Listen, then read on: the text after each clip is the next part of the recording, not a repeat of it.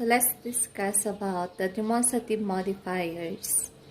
So this, that, and that over there in Korean. So yung this in Korean is E. E. Ginagamit natin ang E or yung this in English kapag malapit sa speaker yung tunutukoy na bagay. While yung that in Korean is go. Go. So, ginagamit naman ang go kapag malapit sa listener o sa kausap yung tinutukoy na bagay. And yung last, over there or that over there in Korean is jo. Jo. Ginagamit naman ito kapag parehas malayo sa speaker at sa listener ang tinutukoy na bagay. Ulitin natin, ang this in Korean is E, that, go, and that over there is jo.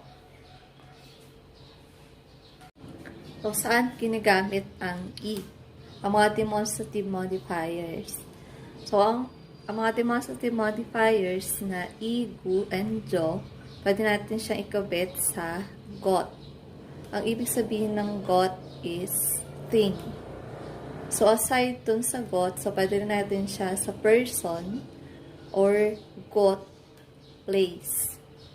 So, dun muna tayo ngayon sa kung paano kino-combine ang E and got. So, kapag spoken, so usually ang ginagamit is ego. Ego. And kapag written naman is egot. Egot. And kapag nilagay natin ng particle, ang egot, so which is ang topic particle na un, so magiging egosun. Egosun. Or, pwede natin siya i-contract, magiging egon. Egon. And next, so kanina ang kinabit natin is topic particle. So this time, ikakabit naman natin is subject particle, which is E. So magiging igoshi. Igoshi. And kapag kinontract natin is magiging ige. Ige. So, lahat ng yan, ego, igot, igosun, igon, igoshi, ige, ang ibig sabihin nun ay this thing. This thing. This time, ang combination naman ng gu at got. Gu is that, ginagamit kapag malapit sa listener at yung got naman is thing. Kapag spoken, gugo. Gugo. Pag written is gugot. Gugot.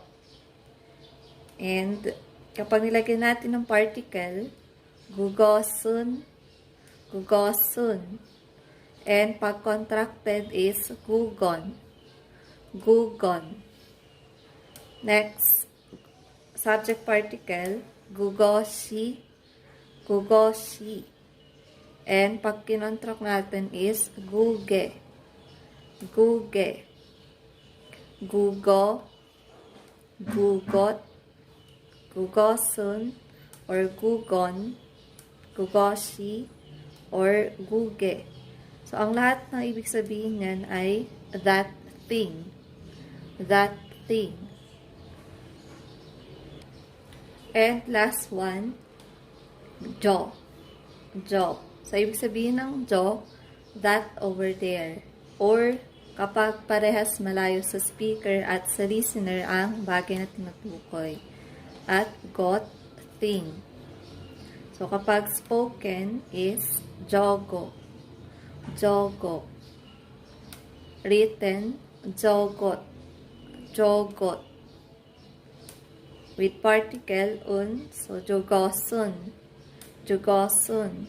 And pag kinontract natin is jogon. Jogon. Next, with subject particle, jugoshi, jugoshi, and pag kinontract natin is joge, joge. Again, jogo, jogot, jugosun, or jogon, jugoshi, joge. So, lahat ng yan, ang ibig sabihin is that thing over there or that over there. Ngayon naman, gamitin natin ito kasama ang saram. Ang saram in English is person or people. And bun, so person or people din siya, kaya lang ginagamit ito sa respected person. So saram or bun, person or people. So yung first, pag kinumbay natin, I and saram. I is this, saram is person. I saram is this person. And same lang din, so kapag respected person, I bun. I bun. I this, and bun is respected person. So this respected person or this person. Next, gu and saram. Gu is that saram person. Gu saram is that person. And gu bun is the respected form of gu saram. So that respected person or that person. And last, so we have jo saram. Jo saram. So jo is that over there and saram person. Jo saram is that over there. That over there. And jo bun. Jo bun. So that respected person over there or that person over there. And for the last part is got. Got. Got means place. Place. So yung kanina meron tayong got. So, yun is thing. So, this time is got, which is place. So, pag kinambay natin, got. Got. I is this and got is place. So, got means this place. Or, yogi. Yogi.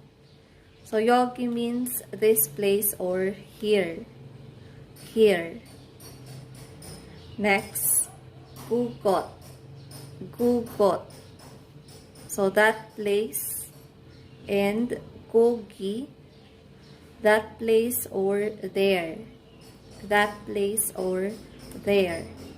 And last, jogot, that place over there. Jogot. And jogi, that place over there or over there.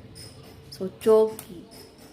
Igot, yogi, this place or here, gugot, gogi, that place or there, and jogot and jogi is that place over there.